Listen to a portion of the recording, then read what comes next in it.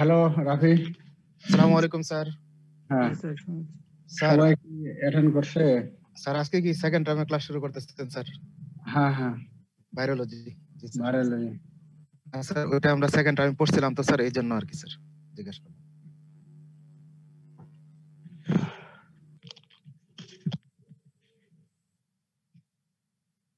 সেন্টারে কয়জন করছে?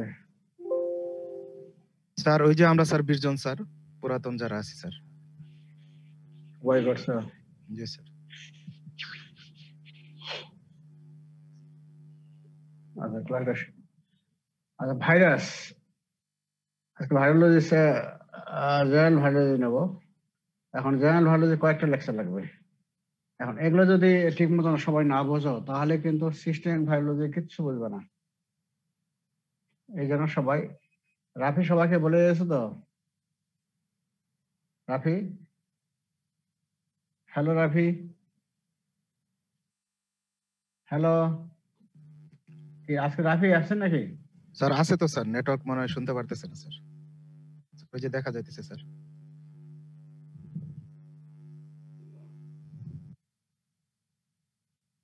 স্যার আসলে ওইরকম ভাবে স্যার সেকেন্ড টার্মে ক্লাস শুরু হবে এরকম কিছু বলা হয় নাই তো স্যার, এই জন্য আর না, কি। আমি তো বললাম যে ভাইরোলজি ক্লাস নেব। স্যার ও হয়তো বুঝতে পারে নাই স্যার, মানে ওরা কালকে নতুন ক্লাস করতেছে তো স্যার। না, কালকে ওর সঙ্গে আলোচনা হয়েছে তো। জি স্যার। কালকে ওকে বলছি আমি, রাত্রে ও ফোন দিয়েছিল। জি স্যার। রাফি,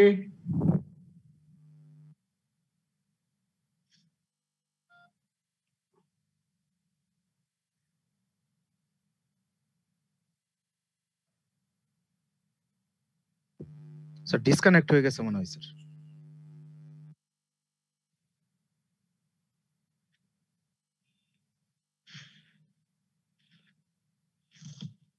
আমার তো এখানে ঠিকই আছে।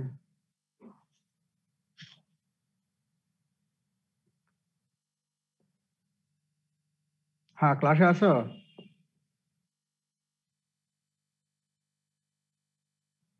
আর সবাইকে বলা হয়েছে তো?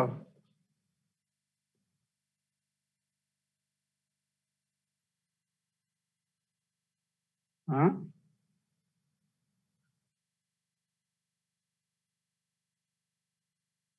আচ্ছা। জি, আমি এখন কি শুরু করবো তাহলে? হ্যাঁ,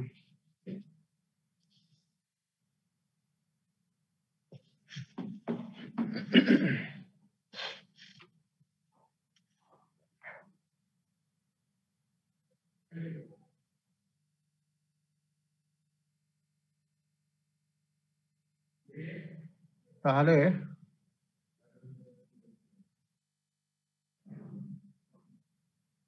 ভাইরোলজি ভাইরোলজি ডিফাইন আমরা কিভাবে করতে পারি? যে যে সাবজেক্টে আমরা ভাইরাস পড়ি, তাই তো? সেটাই হলো virology, subject dealing with virus. এখন ভাইরাসটা ডিফাইন কিভাবে করবো? এটা virus are the smallest obligatory intracellular parasite having one type of nucleic acid, either DNA or RNA, in the genome. And due to their extreme small size, they are beyond the resolution of light microscope. তাহলে প্রথম কি বললাম? Smallest obligatory, প্রথম বললাম smallest 1 নম্বর। তারপর বললাম যে obligatory intracellular Parasite. ঠিক আছে? তার মানে হলো অবশ্যই সেলের ভিতরে থাকে, সেলের বাইরে তারা থাকে না। তারপরে কি 3 নম্বর কি বললাম? Having one type of nucleic acid, either DNA or RNA. Nucleic acid সাধারণত 2 ধরনের, তাই তো? ডিএনএ বা আরএনএ। ভাইরাসের মধ্যে হয় ডিএনএ থাকবে অথবা আরএনএ থাকবে, দুটো একসঙ্গে থাকবে না। ইন দ্য জেনোম, জিনে থাকবে হয় ডিএনএ অথবা আরএনএ। 4 নম্বর কি? Due to their extreme small size they are beyond the resolution of light microscope. এই যে ছোট বলা হইলো, এই ছোট জন্য এই যে অর্ডিনারি মাইক্রোস্কোপ আমরা ব্যবহার করি, লাইট মাইক্রোস্কোপ, এগুলো দিয়ে দেখা যাবে না। কয়েকটা পয়েন্ট বললাম, ঠিক আছে? তাহলে এই সিকোয়েন্স গুলো করো, তাহলেই বুঝবে যে viruses are the smallest obligatory intercellular Parasite, one type of nucleic acid, either DNA or RNA, in the genome. And due to their extreme small size, they are beyond the resolution of light microscope. তাহলে খুবই ছোট এবং থাকে কোথায়? সেলের ভিতরে। এবং কি করে কন্টেন্ট কি কম্পোজিশন কি নিউক্লিক অ্যাসিড থাকে দুই ধরনের, আইদার ডিএনএ আর আরএনএ ইন দ্য জেনোম। এবং যেহেতু ছোট তারা লাইট মাইক্রোস্কোপ, এই যে আমরা অর্ডিনারি মাইক্রোস্কোপ ব্যবহার করি, এটাতে দেখা যাবে না। ঠিক আছে, এই হলো ভাইরাসের ডেফিনিশন। এটা রিটেন বলো ভাইবা বলো সবগুলোই ভালো করে করতে হবে।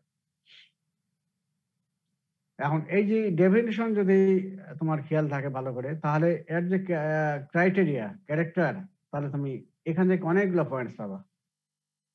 ক্যারেক্টার এটাও তোমার পয়েন্ট, বা জেনারেল প্রপার্টিস ভাইরাস, এটাও পরীক্ষা আসে, রিটার্ন পরীক্ষায় ভাইবা যেটা বল না কেন।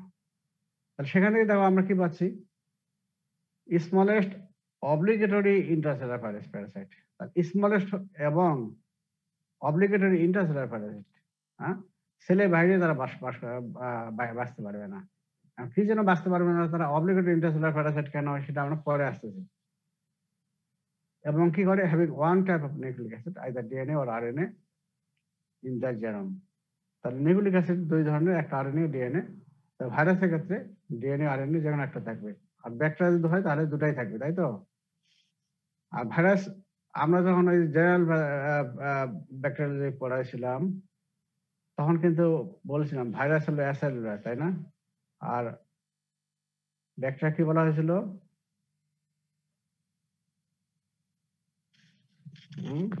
প্রোক্যারিওটিক, তাই না? Prokaryotic eukaryotic sell. আচ্ছা, ভাইরাস হলো অ্যাসেলুলার।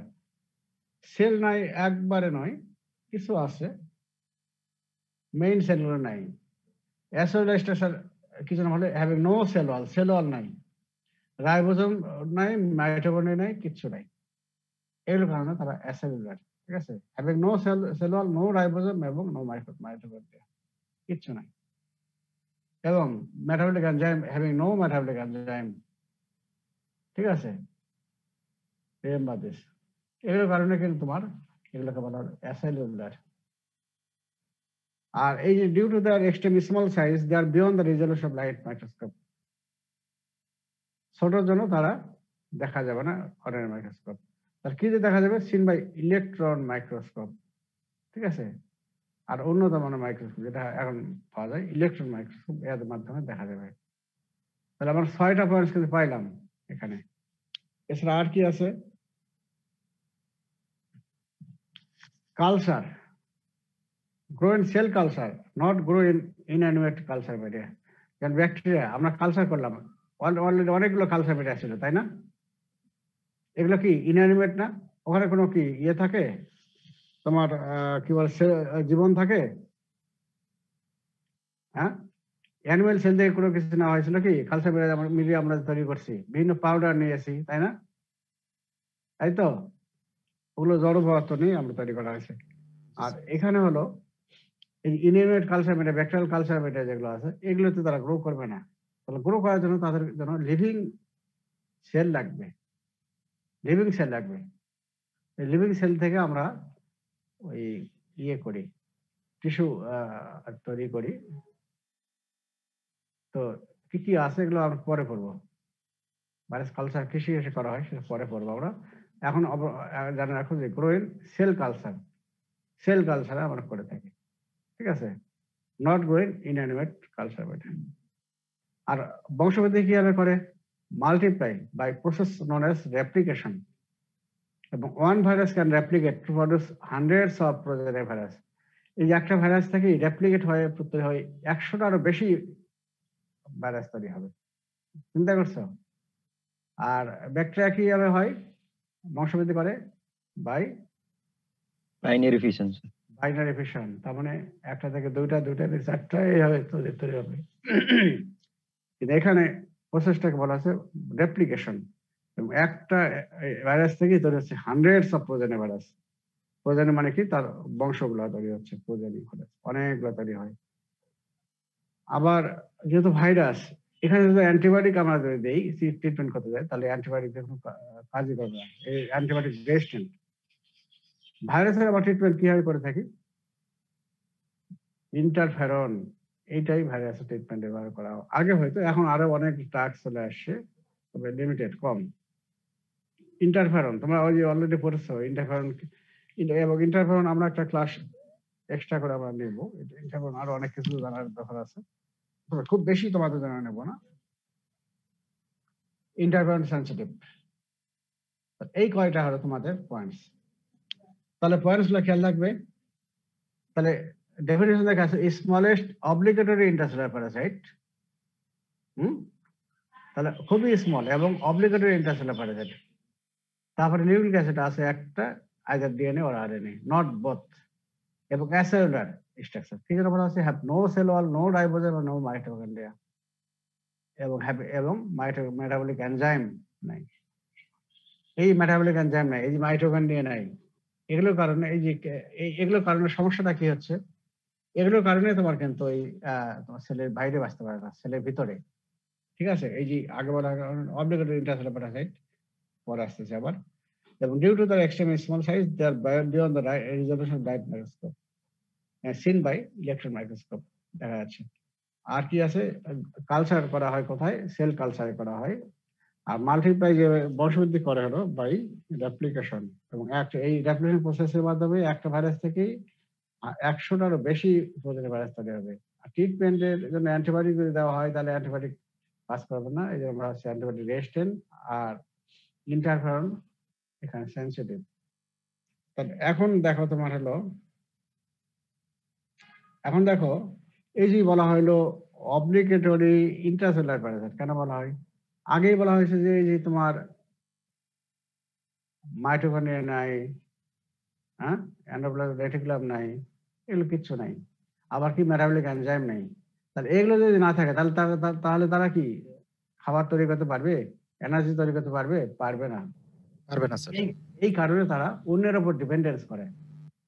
এই যখন এই যে হোস্ট সেটা ম্যান অ্যানিমেল সেলের ভিতরে প্রবেশ করবে, তখন এই যে ম্যান অ্যানিমেলে যে এই যে তোমার মেটাবলিক এনজাইম, তারপরে এনার্জি আবার এন্ডিং, আমাদের যে মনে করো যে সমস্ত অর্গান দ্বারা আমরা ওই যে এনার্জি তৈরি করি, সেই সেলগুলোকে তারা ধার করে নিয়ে ওইখান থেকে তারা এনার্জি নেবে। ঠিক আছে, এই জন্য তারা অব্লিগেটরি ইন্টারসেলুলার আউটসাইডে বাঁচতে পারে না। তাহলে আমরা পড়ি, হয় virus is obligatory intercellular parasite, virus have no metabolic enzyme. তাহলে মেটাবলিক এনজাইমই নেই। আমাদের মেটাবলিক এনজাইম কি কি আছে? স্যার গ্যাস্ট্রিন আছে স্যার, হ্যাঁ, স্যার এইচসিএল আছে স্যার, ওটা এনজাইম।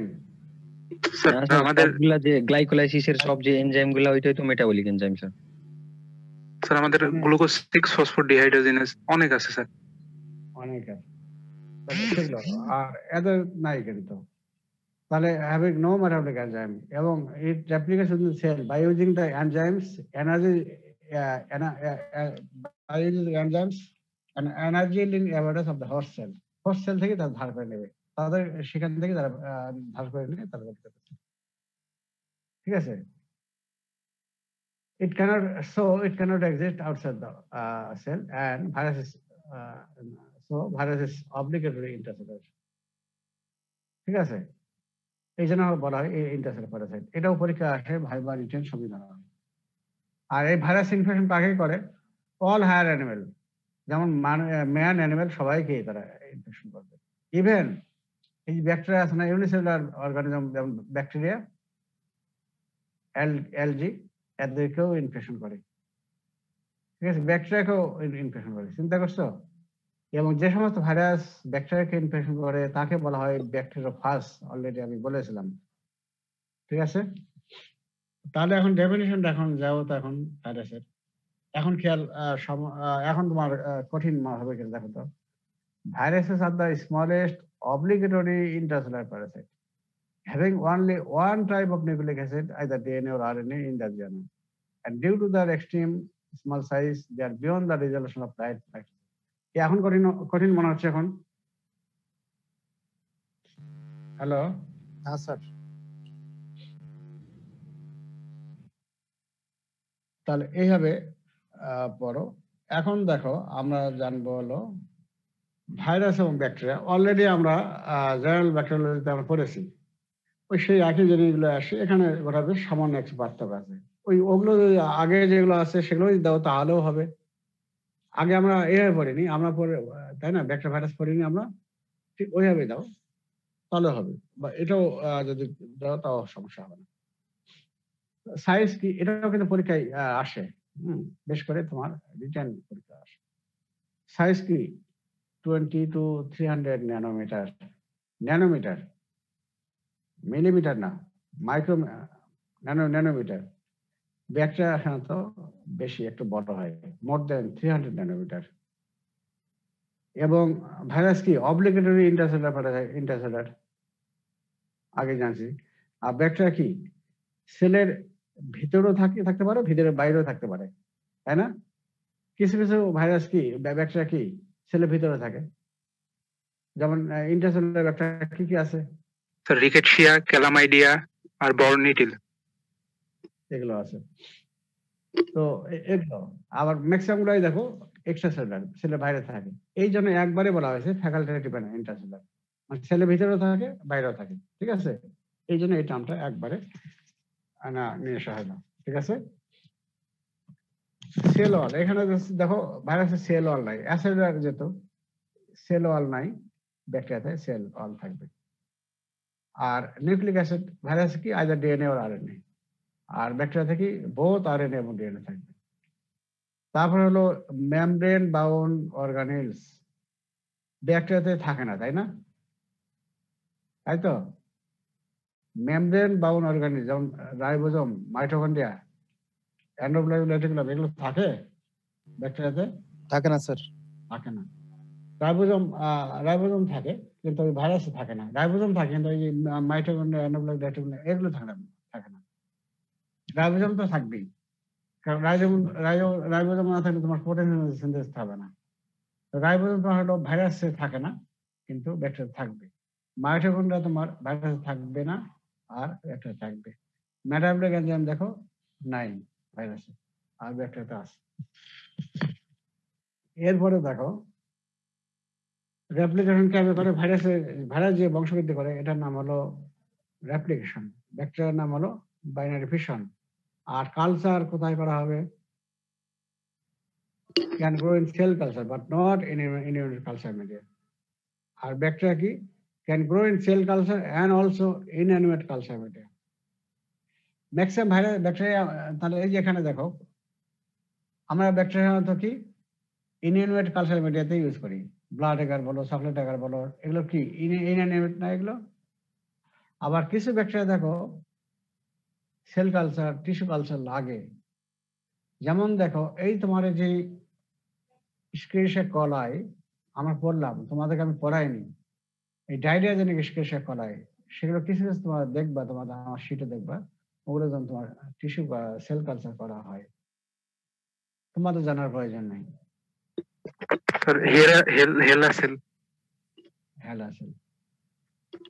আচ্ছা, আর ট্রিটমেন্টের মধ্যে দুটো পয়েন্ট থাকো, একটা হলো অ্যান্টিবায়োটিক ভাইরাস রেজিস্ট্যান্ট আর হলো bacteria sensitive. Interferon virus sensitive আর হলো ব্যাকটেরিয়া রেজিস্ট্যান্ট। তাহলে একটা হলো তোমার পয়েন্টস গুলো ভাগ করে নাও। একটা হলো তোমার সেল সাইজ, তাই তো? হ্যাঁ, তারপরে সে সেলের ভিতরে থাকে না বাইরে থাকে, সেটা একটা দিলা। তারপরে তোমার সেল ওয়াল একটা পার্থক্য করো। তারপরে তোমার হলো সাইটোপ্লাজম এবং নিউক্লিওলাস, এইখানে কিছু পয়েন্টস বাইর করো। যেমন সেল ওয়ালে একটা আছে, তারপরে এই রাইবোজোম, মাইটোকন্ড্রিয়া এগুলো কোথাও থাকে? সব তোমার সাইটোপ্লাজম থাকে, তাই তো? এগুলো সাইটোপ্লাজমে। তারপরে তোমার হলো যে কালচার গ্রো, একটা পয়েন্ট ধরো গ্রো করে কোথায়, সেটা গ্রো বলতে তোমার যে রেপ্লিকেশন এবং কাল্টিভেশন দুটাই, এই দুটা পয়েন্টস মিলে একটা করো। আরেকটা ট্রিটমেন্ট হলো অ্যান্টিবায়োটিক এবং ইন্টারফেরন। এই পয়েন্টস গুলো ইয়ে করো, তাহলে দেখবা যে তোমাদের ইজিলি খেয়াল থাকবে। ঠিক আছে, এগুলো কিন্তু রিটেনে আসে, অনেক সময় ভাইবাতেও ধরা হয়, এগুলো একটু দেখিও।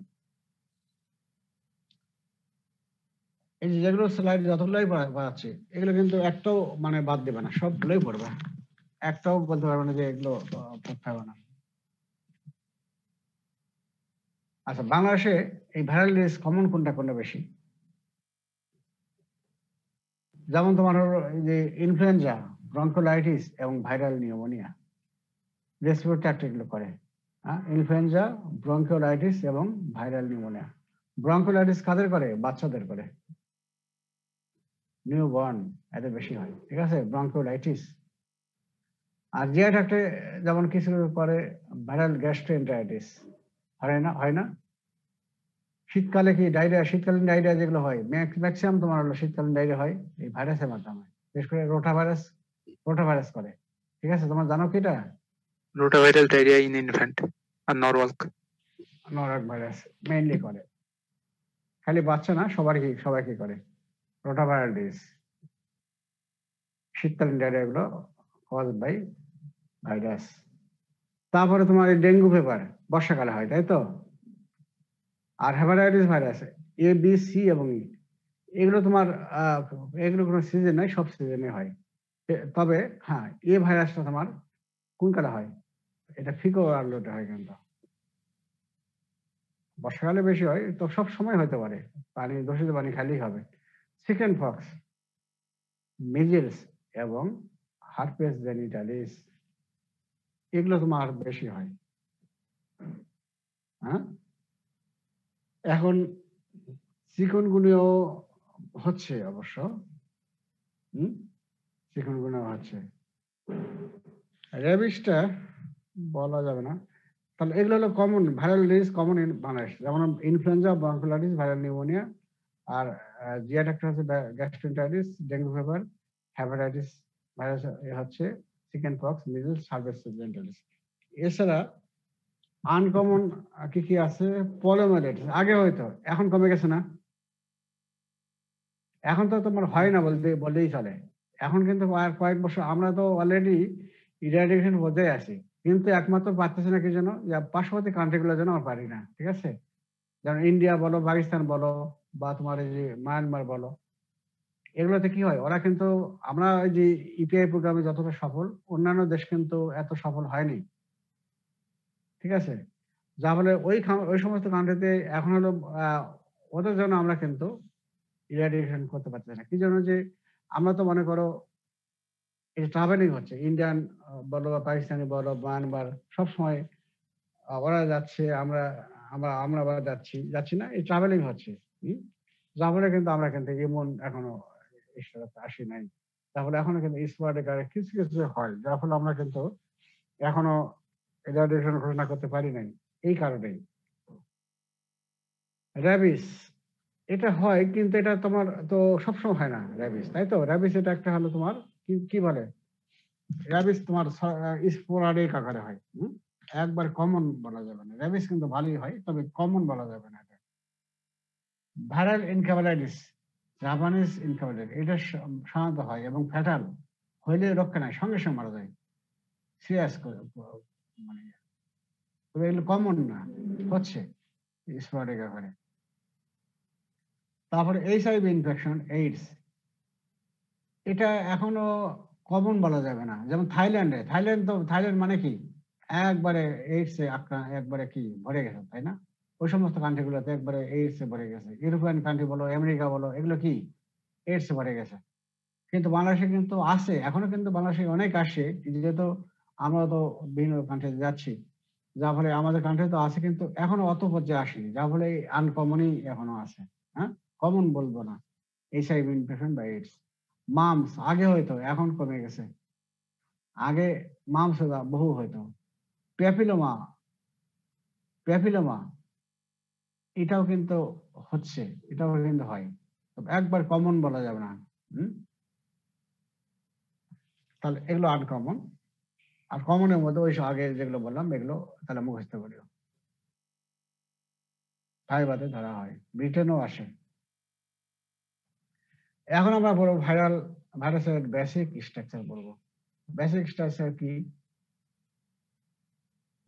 অলরেডি ব্যাকটেরিয়া পড়েছি, তাহলে ভাইরাসে পড়ি আমরা।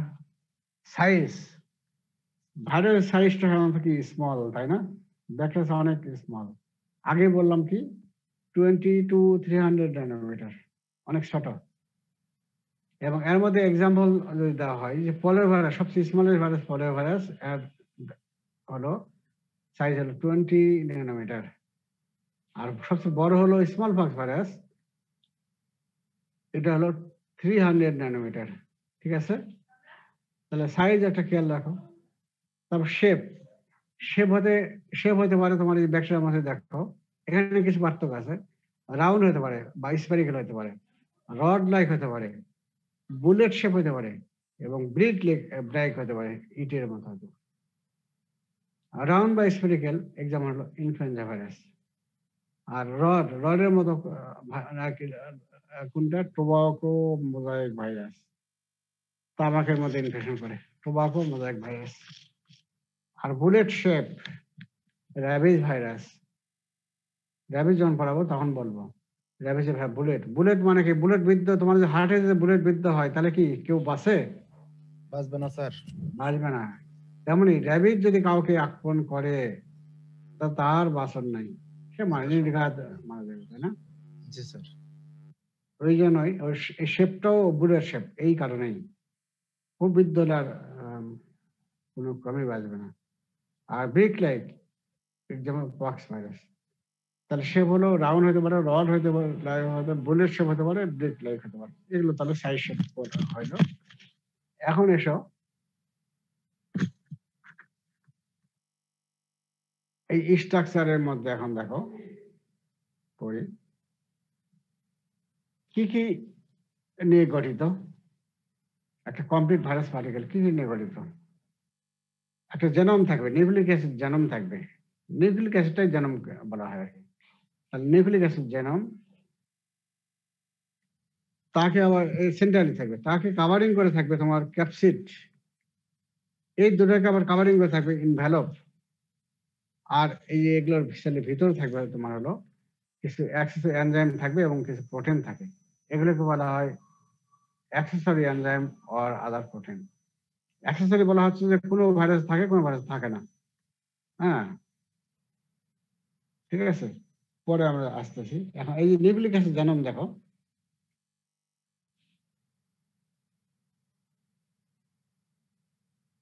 নিউক্লিক অ্যাসিড এই দেখো এটা। এখন এই যে একটা বলা হলো ইনভ্যালপ, তাই তো? আগে বলা হলো যে নিউক্লিক অ্যাসিডকে কাভারিং করে থাকে তোমার ক্যাপসিড, আবার ক্যাপসিডের চৌদিকে আবার থাকে ইনভ্যালপ, আর এদের ভিতরে থাকবে কিছু এনজাইম এবং প্রোটিন থাকবে। এখন কিছু ভাইরাসে ইনভ্যালপ থাকে, আবার কিছু ভাইরাসে ইনভ্যালপ থাকে না। যেগুলো ভাইরাসে ইনভ্যালপ থাকে সেগুলোকে বলবো ইনভ্যালপ ভাইরাস, আর যেগুলো ভাইরাসে ইনভ্যালপ থাকে না তাকে বলবো নন ইনভ্যালপ ভাইরাস। এখন এইখানে এখন আমরা ফিগারে একটু দেখি। দেখো, প্রথমটা হলো নন ইনভ্যালপ ভাইরাস, আরেকটা হলো ইনভ্যালপ ভাইরাস। নেকেড ভাইরাস সাধারণত তোমরা উচ্চারণ না করাই ভালো, নন ইনভ্যালপ ভাইরাসই তোমরা ইয়ে করবে, ঠিক আছে? আচ্ছা, নন ইনভ্যালপ ভাইরাস দেখো সেন্ট্রালে কি আছে, দেখো নিউক্লিক অ্যাসিড। সেন্ট্রালে আছে নিউক্লিক অ্যাসিড এবং আর তাকে কভারিং করে আছে কি, দেখো এই যে দেখো এগুলো হলো ক্যাপসোমিয়ার। এটাকে বলে ক্যাপসিড। এই নিউক্লিক অ্যাসিডকে কভার করে থাকে, এই যে ফুলের মালা মতো আছে না, এগুলো হলো ক্যাপসিড। আর পরেরটা দেখো, সেন্ট্রালে আছে নিউক্লিক অ্যাসিড, হ্যাঁ, তাকে ঘিরে আছে ক্যাপসিড। আবার এই ক্যাপসিডের তারপরে আবার দেখো ঘিরে আছে কি, এটা বাইরেটা হলো ইনভ্যালপ। তাহলে এই হলো তোমার স্ট্রাকচার। এখন দেখো, এখন এই জিনিসগুলো নিয়ে আমরা এখন আলোচনা করব। ঠিক আছে, বুঝলা তো? এখন এসো, এখন আমরা একটু পড়ি, আগে সিমিট্রিটা পরে পড়বো। এই যে আগে বলা হলো নিউক্লিক অ্যাসিড জেনম, তাই না?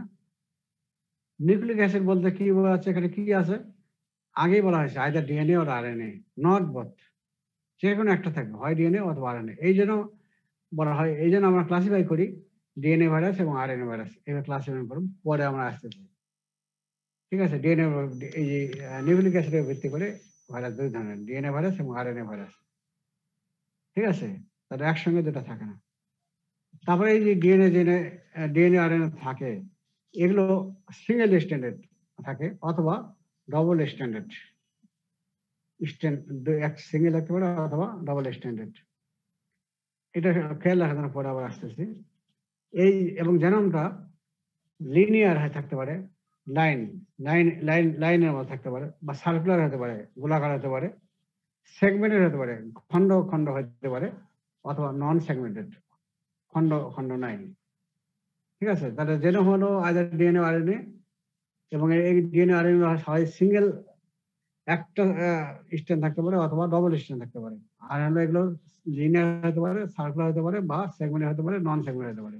হ্যাঁ, এখন এই যে বলা হলো সিঙ্গেল স্ট্যান্ডার্ড এবং ডবল স্ট্যান্ডার্ড, এটা খেয়াল রাখার জন্য একটা কমন ফর্মুলা একটা আমরা অ্যাপ্লাই করবো। দেখো, genome of all RNA virus consists of single strand RNA except for members reovirus family which have a double stranded RNA genome. যখন ক্লাস 11 পড়বো তখন এগুলো লাগবে, এবং তখন আরো তোমাদের ক্লিয়ার হবে। RNA ভাইরাস ফ্যামিলি গুলো অনেক আছে। এই ফ্যামিলি গুলোর মধ্যে শুধু reovirus family, all RNA virus হলো সিঙ্গেল স্ট্যান্ডার্ড, বাকি except reovirus family which have double standard RNA।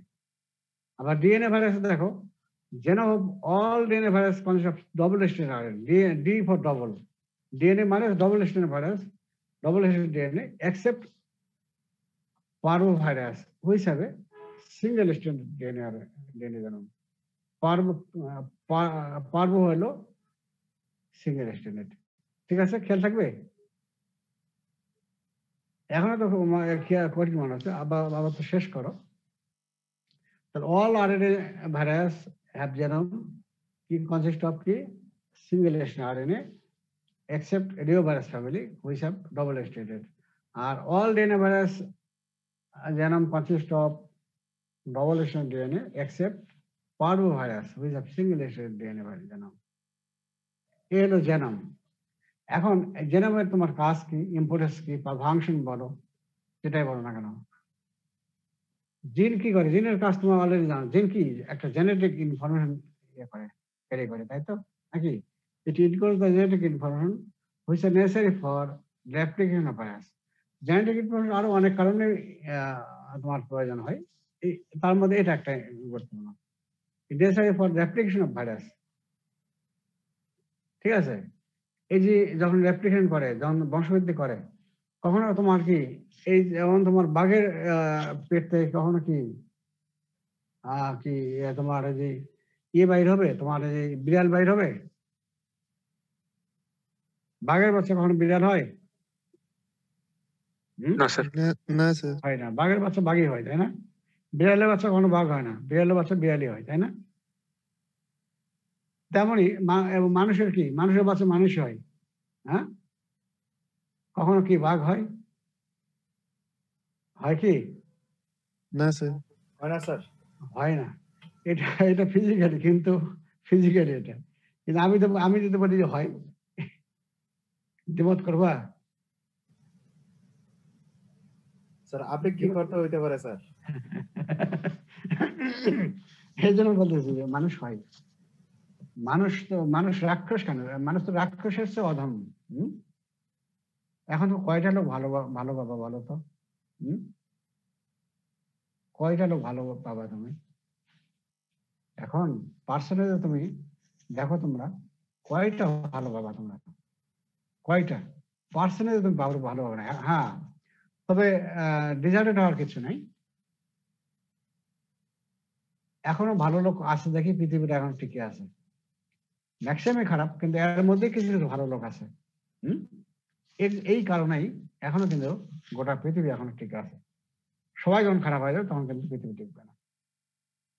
যাই হোক, ওটা হলো আপেক্ষিক কথা হলো তোমার যেটা বললা। তো মানুষ থেকে মানুষই হয়, এটা ফিজিক্যালি, আমি ফিজিক্যালি বললাম। আচ্ছা, তাহলে তেমনই ভাইরাস থেকে তোমার আরএনএ ভাইরাস থেকে আরএনএ হবে, ডিএনএ ভাইরাস থেকে ডিএনএ হবে। এই জিনিসটা বোঝা আছে। It encodes the genetic information that is necessary for the replication of virus. ঠিক আছে, জিন থেকে রেপ্লিকেশন করতে হেল্প করে। জিন জেনেটিক তোমার যে আরএনএ ডিএনএ ছাড়া তোমার রেপ্লিকেশন হবে না। রেপ্লিকেশন কিন্তু হবে না। যখন আমরা রেপ্লিকেশন বলবো তখন তোমার এই যে কিভাবে হচ্ছে এটা আমরা দেখাই দেবো। আরেকটা কি, এই type of nucleic acid is used for ক্লাসিফাইং the virus into families. এই ভাইরাস, এই নিউক্লিক অ্যাসিডের উপর ভিত্তি করে আমরা ভাইরাসকে ভাগ করি দুটো ফ্যামিলিতে, আরএনএ ভাইরাস অথবা ডিএনএ ভাইরাস, তাই না? তাহলে হলো যে এই যে নিউক্লিক অ্যাসিড দুটো ইয়ে হলো, একটা হলো জেনেটিক ইনফরমেশন ক্যারি করতেছে ইনকোড, যার ফলে ওটা কি কাজ করা হয়, রেপ্লিকেশন অফ ভাইরাস, ভাইরাস বংশবৃদ্ধি করে এই জেনেটিক এর মাধ্যমে।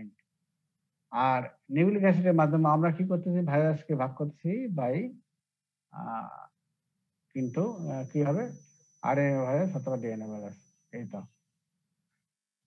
এখন এটা হলো তোমার সেন্ট্রালে যেটা থাকে জিন গেল, এরপরে তাকে কাভারিং করে থাকে ক্যাপসিড।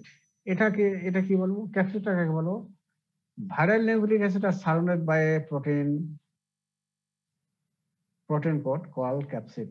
এই নিউক্লিক অ্যাসিডকে যে কাভারিং করে থাকতেছে যে প্রোটিনটা, সেটাকে বলা হচ্ছে ক্যাপসিড। এবং ক্যাপসিডের যে সাব ইউনিট, এটাকে বলা হচ্ছে ক্যাপসোমিয়ার। ফিগারে যাও তো, এই যে এখানে দেখো তো, ভিতরে তো নিউক্লিক অ্যাসিড, তাকে কাভারিং করতে হবে ক্যাপসিড। এখন ক্যাপসিডের দেখো এই যে অনেকগুলো খণ্ড নিয়ে ইয়ে না, সেগমেন্ট নিয়ে গঠিত না, হ্যাঁ, একটা ইউনিট নিয়ে গঠিত। এই প্রতিটা ইউনিটকে বলা হচ্ছে ক্যাপসোমিয়ার। যেমন ডিএনএ তো দেখো, এগুলোকে বলে ক্যাপসোমিয়ার। প্রতিটি সেগমেন্টকে বলা হচ্ছে ক্যাপসোমিয়ার। প্রতি সেগমেন্ট বলবো, ইউনিটকে বলবো ক্যাপসোমিয়ার। আর এই নিউক্লিক অ্যাসিড এবং হলো ক্যাপসোমিয়ার, দুটাকে একসঙ্গে বলছে নিউক্লিও ক্যাপসিড। তাহলে ক্যাপসিড এবং নিউক্লিক অ্যাসিড দুটাকে বলা হচ্ছে নিউক্লিও ক্যাপসিড, ঠিক আছে?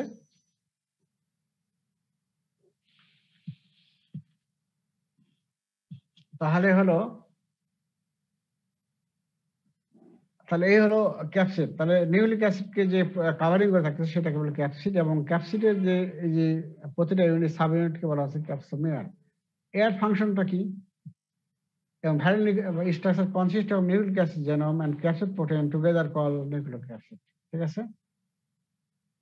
আচ্ছা, এখন এই ক্যাপসোমিয়ার এর যে অ্যারেঞ্জমেন্ট, এই অ্যারেঞ্জমেন্ট হিসাবে ভাইরাসের যে তোমার শেপটা কয়জন হতে পারে, 3 ধরনের হতে পারে। এখন ইকোসাইডাল বা কিউবিক। ইকোসাইডাল তোমার বারবার টার্ম পাবা, তবে এগুলো তোমাদের জন্য এত প্রয়োজন নাই, একটু খালি জানো, টার্মগুলো বারবার পাবা, না হলে বুঝবা না। ইকোসাইডাল বা কিউবিক, হেলিক্যাল আর্কেল কমপ্লেক্স। ইকোসাইডাল কাকে বলা হচ্ছে, ইকোসাইডাল বা কিউবিক বলা হচ্ছে তখন এই যে ক্যাপসুলার যে অ্যারেঞ্জমেন্ট থাকে, arranged in 20 triangle that appear spherical shape. এই যে ক্যাপসুলারটা 20 ট্রায়াঙ্গেলে বিন্যাস থাকে, যার ফলে শেপটাও হয় স্ফেরিক্যাল। শুধু টার্মটা জানা রাখো, ইকোসাইডাল শেপটা কেমন, স্ফেরিক্যাল। আর হেলিক্যাল কি, হেলিক্যাল মানে হলো শেপড, কয়েল আকারে থাকে, ঠিক আছে? ওই যে রড শেপ বলা হয়। অলমোস্ট অল হেলিক্যাল ভাইরাস আর ইনভার্ট। দেখো এখানে দেখো, আর কমপ্লেক্স হলো কোনটা, এই যে একই সঙ্গে এই ইকোসাইডাল এবং হেলিক্যাল একসঙ্গে একই ভাইরাসে থাকে, সেটাকে কমপ্লেক্স। এক্সাম্পল লাগবে না, যেমন দেখো এখানে ফিগার আমরা দেখি, এইটা হলো তোমার হলো স্ফেরিক্যাল না, শেপটা কি স্ফেরিক্যাল না? এটা হলো ইকোসাইড। জি স্যার। এই ক্যাপসুলারটা অ্যারেঞ্জমেন্ট দেখো এখানে স্ফেরিক্যাল হয়ে গেছে, এটাকে বলবো ইকোসাইডাল অ্যারেঞ্জমেন্ট। পরেরটা এখানে দেখো, এই যে নিউক্লিক অ্যাসিডটা দেখো, এখানে দেখো তো হলো কয়েল আকারে আছে না, দেখো তো কয়েলের মতো হয়ে গেছে না, এই জন্য বলা হচ্ছে হেলিক্যাল সিমেট্রি। হ্যাঁ, এটা আচ্ছা, ওইটা অতটা তোমাদের জন্য প্রয়োজন নাই, শুধু জানার জন্য বলছি, বারবার টার্মগুলো পাবা, আমরা এগুলো জিজ্ঞাসা করি না, পরীক্ষা তো আসে না। এখন ক্যাপসিডের কাজ কি? যেহেতু তোমার ক্যাপসিড নিউক্লিক অ্যাসিডকে তোমার কাভারিং করে থাকতেছে, তাহলে কাভারিং করে থাকে কি জন্য? তাকে প্রোটেকশন দেওয়ার জন্য, তাই না? তাহলে নিউক্লিক অ্যাসিডকে তারা প্রোটেকশন দিচ্ছে। তাই তো? আবার ওরা যদি বাইরে থাকে, তাহলে যখন তোমার একটা সেলে অন্য একটা সেলকে যখন ইনফেকশন করবে, ইনফেকশন করার আগে তারা কি বাইন্ডিং করবে।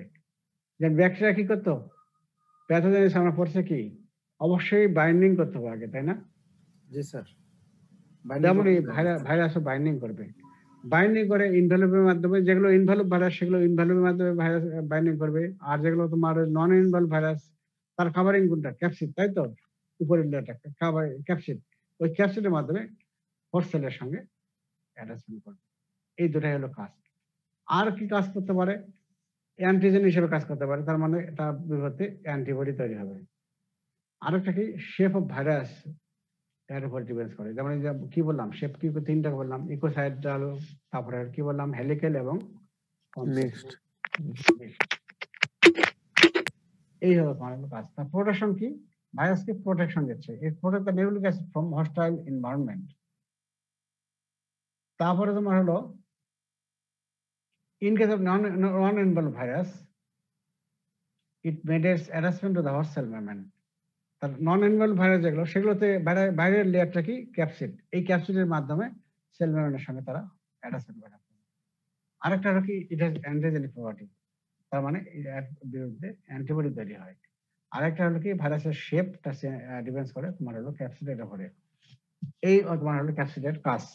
ঠিক আছে, বুঝলো তো? এরপরে এসে দেখো ইনভ্যালভ। ইনভ্যালভ সবচেয়ে বাইরের যে পোর্শন লেয়ারটা, সেটা হলো ইনভ্যালভ, তাই তো? তাহলে ইনভ্যালভটা দেখো, outer most covering compost of lipoprotein. তাহলে আউটার মোস্ট কাভারিংটাকেই বলা হচ্ছে ইনভ্যালভ, এবং এটা কম্পোজিশন কি, লিপোপ্রোটিন থাকে। ঠিক আছে, অরিজিন কিভাবে হয়, অরিজিনটা এই সময় প্রয়োজন হয়। অরিজিন আমরা যখন তোমার রেপ্লিকেশন পড়াবো তখন তোমার অরিজিন জানবা। এখানে একটু আমরা হেরে যাই। Virus envelope is acquired as the virus exist from the cell in a process called budding. Virus যখন আমাদের হয় কি, বডিতে ইনফেকশন করে, তখন একটা ভাইরাস থেকে অনেক ভাইরাস তৈরি হয়। তৈরি হওয়ার পরে তখন ওরা সেই সেল থেকে যখন বাইরে, সেই সেলকে আফসর করে বাইরে যখন চলে যাবে, তখন আমাদের যে হোস্ট সেলের যে মেমব্রেন, সেটাকে তারা কাপড় হিসেবে ব্যবহার করে। ঠিক আছে, আপাতত এটা নাই না বুঝলা, এটা খালি জানে রাখো, পরে আমি এটা পরে বোঝাবো। শুধু এইটুকু খালি জানো। এখন এই ইনভ্যালভ কম্পোজিশনটা কি, ইনভ্যালভ তোমার অনেকগুলো প্রোটিন থাকে, যেমন লিপোপ্রোটিন, গ্লাইকোপ্রোটিন এবং ম্যাট্রিক্স প্রোটিন। লিপোপ্রোটিন, গ্লাইকোপ্রোটিন এবং ম্যাট্রিক্স প্রোটিন। লিপোপ্রোটিন আবার দুই ধরনের, লিপিডোপ্রোটিন, লিপিড প্লাস প্রোটিন, তাই তো? তাহলে এই জন্য লিপিড বাইলেয়ার আছে, এটাকে ভাগ করবো দুই হয়, এক লিপিড বাইলেয়ার এবং প্রোটিন। আচ্ছা, কোনটা কি স্পেসিফিক এগুলো তোমাদের বলতেছে না। গ্লাইকোপ্রোটিন কোনটা project in the form of spike from outer surface of envelope, আর matrix protein lies between the capsid protein and envelope। তাহলে এখানে আমরা ফিগারে আবার যাই, দেখো তো।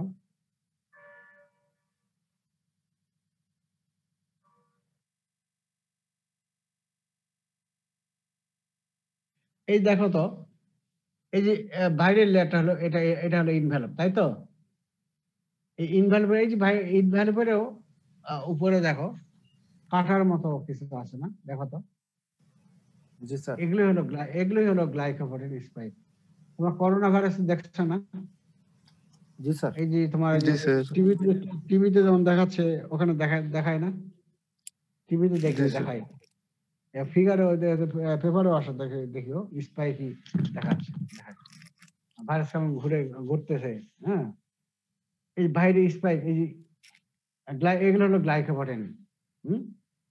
এটা প্রজেকশন, এই যে ইনভ্যালভে প্রজেকশন হিসেবে থাকে। ঠিক আছে, এবং এগুলোই তোমার অ্যাটাচমেন্ট করে। এই সেল সার্ভিস হোস্ট সেলে যখন প্রবেশ করলো, ইনভ্যালভ ভাইরাসটা বাইন্ডিং করে কার মাধ্যমে, সেই গ্লাইকোপ্রোটিন স্পাইকের মাধ্যমে তোমার বাইন্ডিং করে, পরে আসতে। ঠিক আছে, তাহলে প্রোটিন কি ধরনের? একটা হলো লিপিড, লিপোপ্রোটিন, গ্লাইকোপ্রোটিন এবং ম্যাট্রিক্স প্রোটিন। তাহলে গ্লাইকোপ্রোটিন আমরা বললাম এটা। আর লিপোপ্রোটিন, যে লিপোপ্রোটিন থাকবে তোমার কোথায়? এই তোমার হলো এই যে এইখানে থাকবে, এই যে এখানে তোমার লিপোপ্রোটিন থাকবে, লিপিড বাইলেয়ার। হ্যাঁ, আর ম্যাট্রিক্স প্রোটিন কোনটা? এই যে ইনভ্যালুপ এবং ক্যাপসিড এর মাঝে এগুলো থাকে।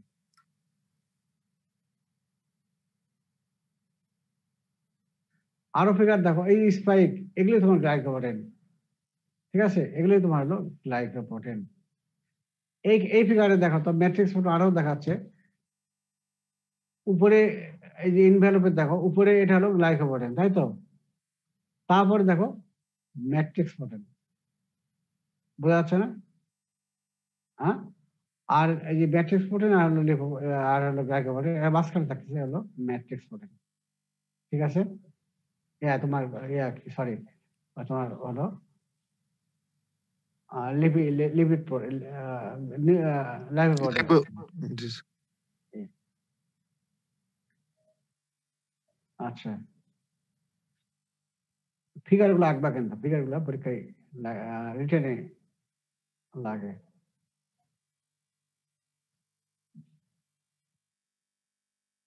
তাহলে ইনভ্যালুপের কম্বিনেশন হলো কি? তাহলে লিপোপ্রোটিন, গ্লাইকোপ্রোটিন এবং ম্যাট্রিক্স প্রোটিন। তাহলে লিপিড এবং প্রোটিন থাকতেছে। তো তাহলে লিপোপ্রোটিন, গ্লাইকোপ্রোটিন এবং ম্যাট্রিক্স প্রোটিন। তাহলে সবচেয়ে বাইরে থাকতেছে গ্লাইকোপ্রোটিন, একটা স্পাইক আকারে থাকতেছে। তারপরে তার ভিতরে থাকতেছে তোমার হলো লিপোপ্রোটিন ভিতরে। আর ম্যাট্রিক্স প্রোটিন থাকতেছে হলো ক্যাপসিড প্রোটিন, ক্যাপসিড এবং ইনভ্যালুপ এর মাঝে থাকতেছে, ঠিক আছে? এখন এই যে প্রতিটার কাজ আমরা যখন পড়বো, একটু সামান্য করে দেখবো। দেখো, কাজ মানে হলো তোমার ইনভ্যালুপের কাজটাই ওর মধ্যে আসবে তোমার, ওই জন্য ফিগারটা দেখালাম। ফাংশন অফ এনভেলপ, তাহলে এটাও যেহেতু তোমার কাভারিং করে থাকতেছে, তোমার এটা কাভারিং করে কাকে থাকতেছে? নিউক্লিক অ্যাসিড এবং ক্যাপসিডকে। তাহলে এই নিউক্লিক অ্যাসিড এবং ক্যাপসিড এই দুটাকে তারা কি প্রোটেকশন দিচ্ছে, তাই তো? তাহলে এটা is a protective layer of the virus and protect the viral genome against the inactivation by enzyme, যেমন নিউক্লিয়াস, ঠিক আছে? নিউক্লিয়াস এনজাইম একটা একটা আছে, সেটা তারা ভাইরাসকে জিনকে ভেঙে দিতে পারবে না। আচ্ছা, তাহলে প্রোটেকশন হিসেবে কাজ করতেছে। আরেকটা কাজ হলো কি, এই যে গ্লাইকোপ্রোটিন বলা হলো, এর কাজটা কি আগে আমি বলছি, যে সবচেয়ে বাইরে থাকতেছে। তাহলে এটা কি হবে? এটা তোমার যখন সেলের ভিতরে প্রবেশ করবে, তখন সেলের যে মেমব্রেন এর সঙ্গে তারা বাইন্ড করবে।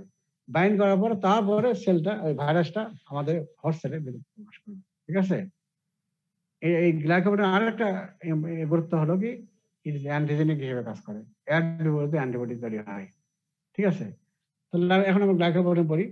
Surface glycoprotein attach to the host cell receptor, thus facilitates the entry of virus into the host cell. আরেকটা কি, surface glycoprotein has antigenic importance. তাহলে বুঝলা তো? জি স্যার, বোঝা গেছে স্যার।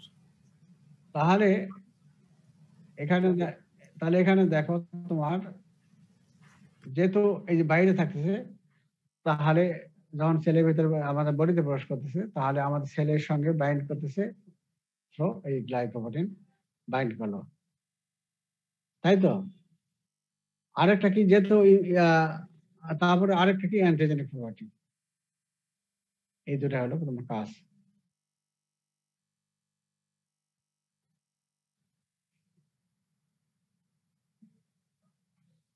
তাহলে গ্লাইকোপ্রোটিনের কাজ গেল। এখন দেখো ম্যাট্রিক্স প্রোটিন, ম্যাট্রিক্স কোথায় থাকতেছে? ইনভ্যালুপ প্রোটিন, গ্লাইকোপ্রোটিন এবং তোমার হলো ক্যাপসিড প্রোটিন, তাই তো? তাহলে এই ক্যাপসিড প্রোটিন ইনভ্যালুপ এর মধ্যে সে এই দুটাকে বাইন্ডিং করে রাখে। Function of matrix, it maintains the interaction between the capsid protein and the envelope protein, ঠিক আছে? এই হলো তোমার হলো ফাংশন অফ এনভেলপ, ঠিক আছে? পরীক্ষায় তোমাদের আসে, ভাইবা বলো রিটেন বলো। তাহলে ইনভ্যালভের কাজ হলো তোমার হলো, আর এক্সাম্পলটা জানি ইনভ্যালভ, এটা লাগবে। All RNA virus are envelope except picornavirus, calicivirus and reovirus. যে করোনা ভাইরাস পিসিআর করতেছে না, এইটা খেয়াল রাখবা, সংখ্যা লেখা পিসিআর। জি স্যার। পিতে পিকোনোভাইরাস, সিতে ক্যালিসিভাইরাস এবং আরতে রিওভাইরাস। তাহলে all RNA ভাইরাস আর ইনভ্যালভ এক্সেপ্ট পিসিআর, তাহলে ওইভাবে বলবো না, তাহলে পিকোনোভাইরাস, ক্যালিসিভাইরাস এবং রিওভাইরাস। তাহলে খেয়াল থাকবে তো, আমরা পরে আবার আসতেছি। আর all envelope DNA virus,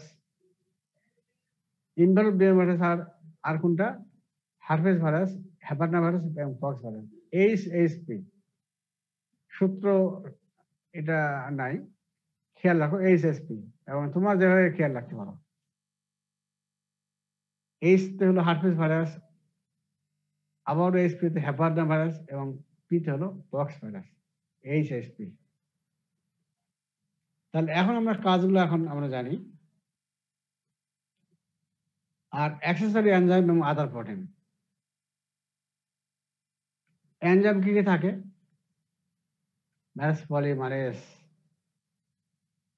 polymerase, protease, অ্যান্ডোনিউক্লিয়েস and ligase এবং রিভার্স ট্রান্সক্রিপ্টেজ, এই এনজাইম গুলো থাকে। এগুলো এনজাইম ভাইরাল পলিমারেজ। যখন আমরা ভাইরাল রেপ্লিকেশন পড়াবো তখন আরো ভালো করে বুঝবা। পলিমারেজ এগুলো করে কি, পলিমারেজ তোমার হলো এই যে ভাইরাসের প্রোটিন সিনথেসিস করে, ঠিক আছে, এই ভাইরাল পলিমারেজ। হ্যাঁ, essential for synthesis messenger RNA. আর মেসেঞ্জার আরএনএ কি করবে, প্রোটিন সিনথেসিস করবে। ঠিক আছে।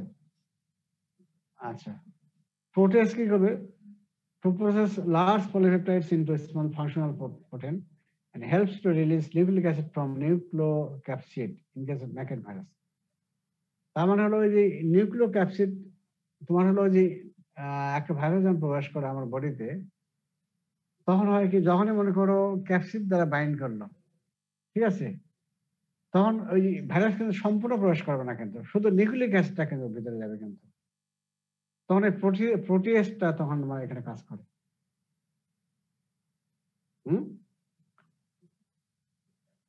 এটা মনে হয় এখনই তোমরা অত বুঝবে না, শুধু একটু জানে রাখো খালি আজকে। Helps to release nucleic acid from nucleocapsid. আর আরেকটা হলো কি, ভাইরাস আমাদের সেলের ভিতরে যখন করে তোমার রেপ্লিকেট করে, তখন প্রথমে তৈরি হয় তোমার হলো এই পলিপেপটাইড তৈরি, লার্জ পলিপেপটাইড তৈরি হয়। এই পলিপেপটাইড লার্জ এবং নন ফাংশনিং, এগুলোকে তখন তোমার খন্ড খন্ড করে স্মল পেপটাইডে পরিণত করে এবং তখন তারা ফাংশনিং হয়।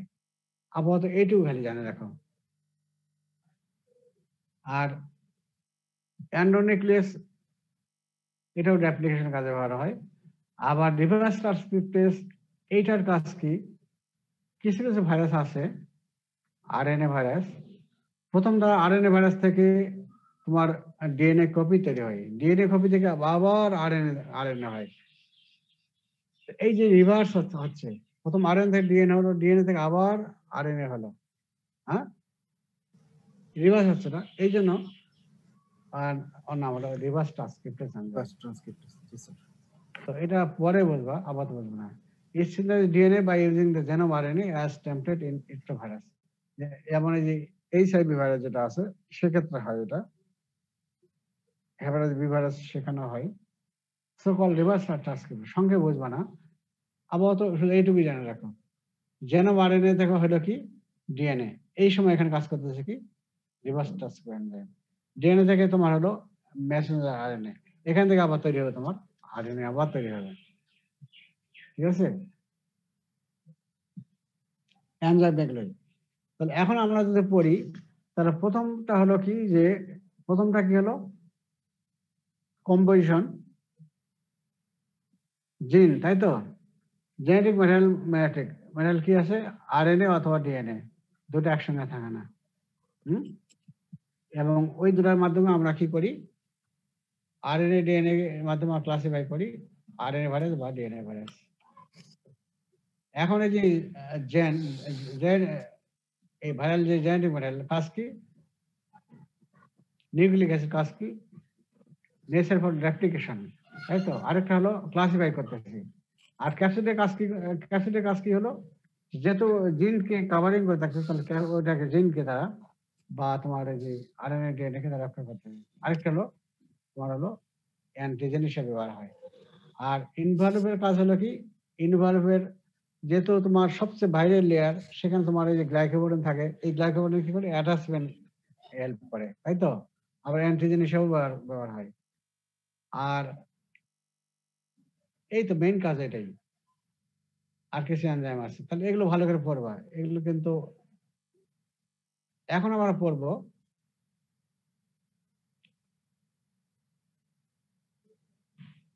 এখন ওভারঅল এই যে ভাইরাল যে প্রোটিন যেগুলো আছে, সেগুলো এখন আগে যেহেতু আমরা এতক্ষণ আলোচনা করলাম, ওইগুলো নিয়ে এখন আমরা আসি। ভাইরাল প্রোটিন কি কি আছে? এটাকে আমি ভাগ করবো দুইটা ভাগে। একটা হলো স্ট্রাকচারাল প্রোটিন, আরেকটা হলো এনজাইমেটিক প্রোটিন। এনজাইম আমরা অলরেডি কিন্তু যে আলোচনা করলাম কি কি এনজাইম আছে, সেই হিসাবে আমরা কিন্তু এখন বলি যে ভাইরাল পলিমারেজ, প্রোটিয়েজ, এন্ডোনিউক্লিয়েস লাইগেজ, আরেকটা হলো রিভার্স ট্রান্সক্রিপ্টেজ। ঠিক আছে? তাহলে এই যেগুলো এনজাইমের ভিতরে প্রোটিন থাকে, সেগুলোকে বলবো এনজাইমেটিক প্রোটিন। এনজাইম আমরা জানি ভাইরাল পলিমারেজ, প্রোটিয়েজ, এন্ডোনিউক্লিয়েস লাইগেজ, আরেকটা হলো রিভার্স ট্রান্সক্রিপ্টেজ। ওকে? আর স্ট্রাকচারাল প্রোটিন, স্ট্রাকচার কি? একটা ক্যাপসিড, আরেকটা হলো ইনভেলপ, তাই তো? হ্যাঁ, ক্যাপসিডে যেগুলো আছে সেগুলো ক্যাপসিড প্রোটিন, আর ইনভেলপে যেগুলো আছে সেগুলো ইনভেলপ প্রোটিন। আর ইনভেলপ প্রোটিন আমরা তিন ধরনের আমরা অলরেডি জানছি, লিপোপ্রোটিন, গ্লাইকোপ্রোটিন এবং ল্যাকটিক। ঠিক আছে? এইগুলো আমরা এখন জানবো। এগুলো তোমার না জানলে তুমি বুঝবা না। ওই স্ট্রাকচারাল প্রোটিন, এনজাইমের প্রোটিন আমরা যখন অ্যাপ্লিকেশন করবো, তখন তোমার এগুলো টার্মগুলো আসবে। এখন আমরা ভাইরাসকে ক্লাসিফাই করব। ক্লাসিফাই আমরা করতে পারি একটা তো দুই ভাগে, একটা হলো নিউক্লিক অ্যাসিডের উপর ডিপেন্ড করে আমরা করতে পারি, একটা ডিএনএ ভাইরাস এবং আরএনএ ভাইরাস। আরেকটা ভাগে ভাগ করতে পারি যে ইনভ্যালুয়েবল ভিত্তি করে, ইনভ্যালুয়েবল ভাইরাস এবং নন ইনভ্যালুয়েবল ভাইরাস। ওকে, এখন আমরা এক্সাম্পলে আসি।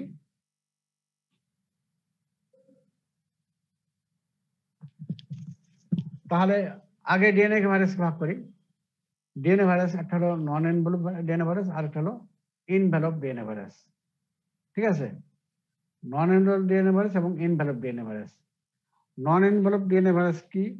ঠিক আছে, প্যাপোভা ভাইরাস, পার্ভো ভাইরাস এবং অ্যাডেনো ভাইরাস।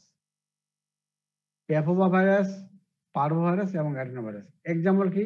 এই ভাইরাস এগুলো কিন্তু প্রথম আমি কিন্তু ফ্যামিলি বলবো, কিন্তু প্রথম তোমার আমরা যখন তারপরে তোমার আসো এক্সাম্পল কি, স্পেসিস কি আছে। প্যাপোভা ভাইরাস এক্সাম্পল হলো papilloma virus, parvo virus example B19 virus, adeno ভাইরাসের মধ্যে অ্যাডেনো ভাইরাস।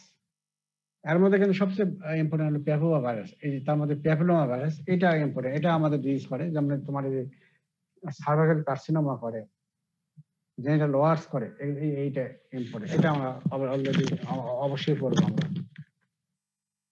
তাহলে হলো প্যাপোভা ভাইরাস, প্যাপোভা, পার্ভো এবং অ্যাডেনো ভাইরাস।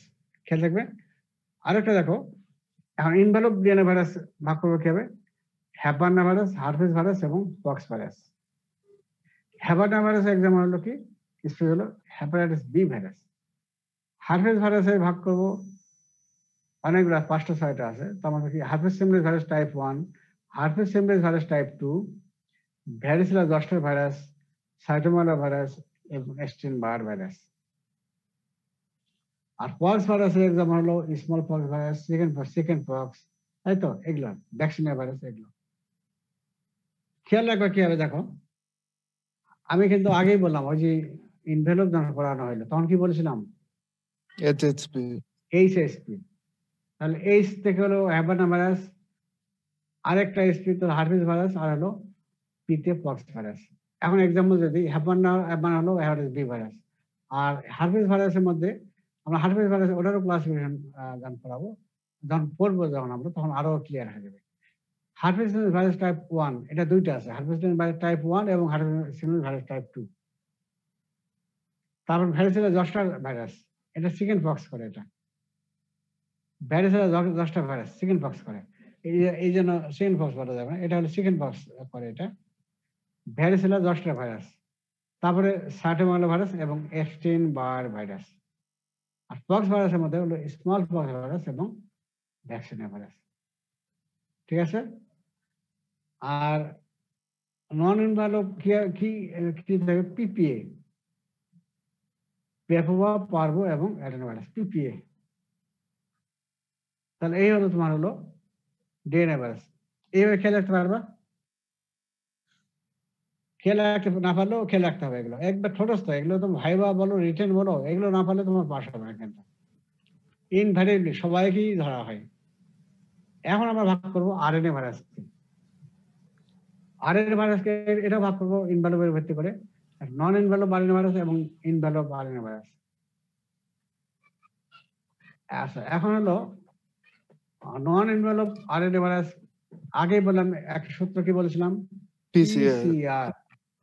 তাহলে পিসিআরটা খেয়াল রাখো। পিতে পিকোনো ভাইরাস, সিতে ক্যালিসি ভাইরাস এবং আরতে রিও ভাইরাস। পিকোনো ভাইরাসের মধ্যে এক্সাম্পল কি? Polio virus, hepatitis A virus, rhino virus. Calici ভাইরাসের এক্সাম্পল কি? হেপাটাইটিস ই ভাইরাস, নরক ভাইরাস এবং রিও ভাইরাসের ইয়ে হলো রোটা ভাইরাস। হ্যাঁ, এই যে ফ্যামিলির সঙ্গে স্পেসিস, অবশ্যই এক্সাম্পল গুলো সবগুলো একবারে ভালো করে জানবা। তারপর এখন নন ইনভ্যালভ কি আছে? ইনভ্যালভ অনেক আছে। এক নম্বর ফ্লেভি ভাইরাস, এক্সাম্পল হলো কি? Hepatitis C virus, dengue virus এবং ইয়েলো ফিভার ভাইরাস।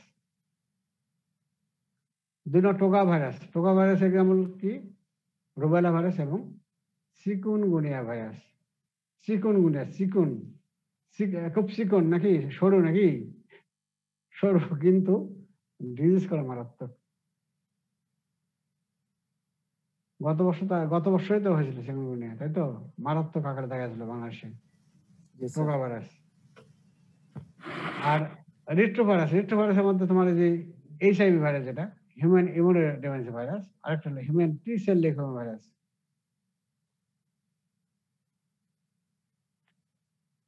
তারপরে আছে কি? Orthomyxo virus, example influenza virus. Paramyxo virus, এটা এক্সাম্পল হলো parainfluenza virus, measles virus, mumps virus, respiratory syncytial virus. Rhabdo virus example rabies virus. তারপরে filo virus, Ebola virus, Marburg virus. Corona virus example হলো corona virus. Adeno virus example হলো lymphocytic choriomeningitis virus. Bunya virus example হলো California encephalitis virus, আরেকটা hanta virus. Delta virus example হলো hepatitis delta virus, বা বলতে পারো hepatitis D virus. যেটা খেয়াল রাখা সম্ভব? হ্যাঁ, জি স্যার। খেয়াল তো রাখতেই হবে, তবে একটু সংখ্যে কষ্ট হবে। কষ্ট কিচ্ছু হবে না। এখন আমরা ওই যে গত ক্লাসে তোমরা যারা ক্লাস করছো আগে, আমি তোমাদেরকে প্রথম দেখেছিলাম কি প্রাইমারি, একবারে তোমার প্রাইমারি বলতে কি একবারে তোমার যে প্রথমটা কি বলে? প্লে না নার্সারি, কোনটা বলে? প্রথমে স্যার বেবি, স্যার প্রথমে বেবি ক্লাস। এই স্যার, তো তোমার এখনো তোমার তুমি এখনো জানো না প্রথম বেবি বলে? Kindergarten sir. কিন্ডারগার্টেন এইটা বলে, ঠিক আছে। তারপর হলো কি? নার্সারি নাকি? তারপরে নার্সারি, প্লে নার্সারি, তারপরে তোমার বেবি নাকি? না কোনটা? নার্সারি কি বেবি বলছে কোনটা? কেজি 1 কেজি 2 এরকম হয়। এরকম হয় না? স্যার এক এক রকম আছে স্যার। আমাদের এখানে বেবি থেকে শুরু স্যার, বেবি, প্লে, নার্সারি, পরে স্যার 1। আসলে ওই এটাই উচিত, আমরা তো এটাই বলছি। আমরা আগে বেবি বলতাম না, আমরা বলতাম শিশু শিক্ষা বলতাম, বুঝছো? জি স্যার। তারপরে তোমার ক্লাস 1 2 3 4 5 এই বলতাম। আর এখন দেখো কতগুলো ভাগ করছে। মানে ক্লাস শিশুকে 1 এর আগে পাগল কি করার, করে ফেলে। মানে একটা শিশুকে পাগল করার উপযুক্ত। জি স্যার। সেখানে বারবার সেই কাহিনী দেখো, সরকার কি করবে? বারবার করে বলতেছে উনি যে তোমার শিশুর এখন হলো যে খেলাধুলার সময়, এদের মেন্টাল গ্রো হবে, এই সময় পড়ালেখা চাপায় দেওয়া হবে না, বইয়ের বোঝা চাপিয়ে দেওয়া যাবে না, বোঝা চাপিয়ে দিয়ে ওদের কমর ভাঙানো যাবে না। কিন্তু শুনতেছে কেউ? টিচাররা করে কি, একবার তোমার এমন বই দিচ্ছে, তোমার ওই বই ওরা করে কি, ওই তোমার এই করে কি বলে, ওই যে বইয়ের যে দোকানগুলো আছে না, ওদের সঙ্গে ব্যবসা করে, বুঝছো? ব্যবসা করে বিভিন্ন কোম্পানি বাইরে হয়েছে, ওদের সঙ্গে পার্সেন্টেজ তারা মানে খায়। আমরা ডাক্তার যেমন পার্সেন্টেজ খাই যে ওষুধ কোম্পানির কাছ থেকে, খাই না? ডাক্তার যেন হয় কি লজ্জা রাখতেছে, তোমরা তো এখনো আসলে জানি, তো তখন বুঝবা। আমরা ডাক্তার কিন্তু স্যার এককালীন অনুদান দেয় স্যার। এককালীন অনুদান অনুদান কে? স্যার এটা ওই বই কোম্পানি স্যার। স্যার আমাদের স্কুল আছে তো স্যার, এই বিষয়টা আর কি বুঝি স্যার। অনুদান কে দিচ্ছে? অনুদান কি এটা দেয়? স্যার বই কোম্পানি দেয়, প্রাইভেট বই কোম্পানি যারা আছে। অনুদান দেয়? কি বলো? সরকার তো একটা ওই দিচ্ছে, স্যার ওই অনুদান, সরকার তো একটা স্যার তোমাকে অনুদান, অনুদানের নামে সরকার তো একটা তোমার অনুদান দিচ্ছে বিনা পয়সায়। আবার ওই কোম্পানিগুলো করে কি, ওই তোমার ওই টিচারদেরকে তোমার দিচ্ছে টাকার বিনিময়ে, ওদের সঙ্গে তোমার এই মানে ব্যবসা করে। যে তো ওই কোম্পানি, আমাদের যে ওষুধ কোম্পানি যেমন আছে, ওদের মতো ওরা কিন্তু ওদেরকে ভিজিট করে এবং ওই লোভ দেখায়, তোমাকে এত টাকা দেবো, তুমি আমার বইটা চালু করে দাও, ঠিক আছে? তারপরে তাহলে বই গাদি দেওয়া হলো। এখন যখন বই হলো, তখন ওই যে টিচারের কি, আমরা যখন ডাক্তার প্র্যাকটিস করি, তাই তো? ওরা তখন কি করবে? ওরা তখন প্রাইভেট টিউশনই করবে তখন। হ্যাঁ, টিউশনি যদি তুমি তোমার কোনো সাবজেক্ট টিউশনি না করে, তাহলে তাকে পাস করে দেওয়া হবে না। ওর কাছে ওই টিচারের কাছে যে টিউশনি করবে সেই পাস করবে, আর যে করবে না সে পাস করলেও সে ভালো রেজাল্ট করবে না, ঠিক আছে? এগুলো আমাদের টিচাররা নেক্সট। তারপরে এই মানে আমার এগুলো বলতে সময় সময় কথা আসে, আর কি বলি। আমরা এখন খেয়াল রাখি কি হবে, তাহলে আসল কথা আসি। আমরা ওই যে সেই প্রাইমারি স্কুলে যাই, আমরা তখন পড়তাম কি, এ ফর আপেল, হ্যাঁ, B for ball, C for cat, D for dog, এগুলো বলি না? সেই ভাবে আমরা এখন আসি। আমরা এ ফর কথা কে বলে, তাকে ইয়ে করো, তাকে বলে দাও, কথা না বলে। এ ফর অ্যারেনা ভাইরাস, ঠিক আছে? হ্যাঁ, জি sir. B for bunya virus, B for bunya virus, হ্যাঁ, সি ফর করোনা ভাইরাস, এবং সিতে আরো কয়েকটা আছে, করোনা ভাইরাস এবং ক্যালিসি ভাইরাস। হ্যাঁ, জি স্যার।